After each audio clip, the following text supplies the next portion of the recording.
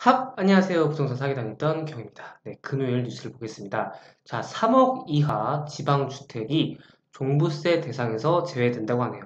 자, 이사 혹은 상속 등 일시적인 2채 이상, 2채 이상 보유를 해도 1가구 1주택자로 인정을 해서 개정 법령을 23일부터 시행한다고 합니다.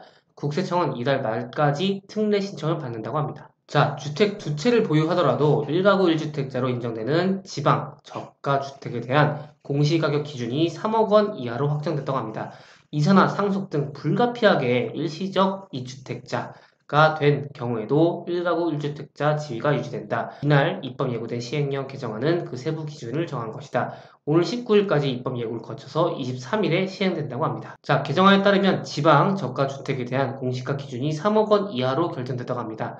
정부는 당초 3억 원 이하를 제시했지만 야당인 더불어민주당이 3억 원은 너무 높다면서 2억 원 이하를 요구했다. 하지만 시행령 개정은 국회 동의 없이도 정부 자체적으로 정할 수 있어서 정부는 원안대로 3억 원을 기준으로 확정했다. 이에 따라 공시가 3억 원 이하의 주택을 수도권과 광역시, 특별자치 등이 아닌 곳에서요. 자, 수도권도 아니고 광역시도 아니고 특별자치시가 아닌 곳에서 한 채 더 보유하더라도 1가구 1주택자가 된다고 합니다. 구체적으로 보면은 이사를 위해 새 집을 구입한 경우 2년 이내에 기존 주택을 좀 팔아야겠네요. 2년이 이게 지금 시한 제한인 것 같습니다. 자, 그럼 상속을 볼게요. 상속 주택은 상속 이후 5년간 주택수에서 제외하고 과세한다고 합니다. 투기 목적이 아닌 저가주택, 수도권 공시가 6억 원, 비수도권 3억 원 이하를 상속받았을 경우 무기한 1가구 1주택자가 된다고 합니다. 주택 지분을 40% 이하로 상속받은 경우도 기간 제한을 받지 않고 주택수 제외 특례가 적용된다고 합니다.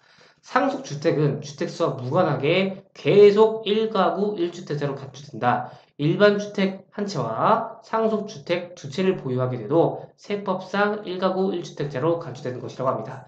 뭐 상속주택 같은 경우에는 제가 받아본 적이 없어가지고 내용은 정확하게 모르겠지만 요거를 조금 관심 있게 보시는 분들은 조금 더 이걸 자세하게 또 보실 수 있겠네요. 자, 그래서 이 대상자는 뭐 몇 명이 나오는데 이달 말까지 홈택스나 서면을 통해서 특례 신청할 수 있다. 혹시나 내가 대상자일 수도 있지 않을까 하시는 분들은 혹시 이게 만약에 선정이 됐다면 굉장히 좋은 혜택이니까 이런 걸 좀 여러분들이 알아보시면 좋겠네요. 자, 특례를 통해서 1주택자가 됐다고 하면은 공시가가 합산 11억 원까지는 종부세를 내지 않는다. 뭐 두 채가 있어도 공시가 합산 11억 원까지는 종부세를 내지 않는다고 합니다. 공시가가 만약에 11억 원을 넘어서 종부세 과세 대상이 되더라도 1주택자가 되기 때문에 종부세율이 최고 6%에서 3%로 낮아진다고 합니다. 다주택 중과세율이 1.2에서 6%군요. 기본세율이 0.6에서 3%예요. 이 최대치만 봤을 때 다주택자는 6%, 기본세율이 3%이기 때문에 어쨌든 6%에서 3%로 낮아진다. 고령이거나 주택을 장기간 보유한 경우는 최대 80% 세액공제가 적용된다고 합니다. 고령으로 현금 사정이 좋지 않거나 한 집에 오래 산 1가구 1주택자는 주택을 처분할 때까지 종부세 납부를 연기할 수도 있다. 종부세 납부 유예를 받으려면 납부 기한 12월 1일에서 15일 전에 관할 세무서장에게 신청서를 제출해야 한다고 합니다.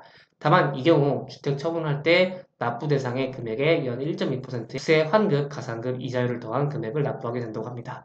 자, 뭐 이 내용들은 여러분들이 해당되시는 분들은 조금 자세하게 또 알아보시면 좋겠네요. 네, 오늘 여기까지 진행하도록 하겠고요. 조금이라도 도움이 되셨다면 좋아요만 부탁드리겠습니다. 제작에 큰 힘이 됩니다. 그러면 다음 시간에 뵐게요. 여러분, 안녕!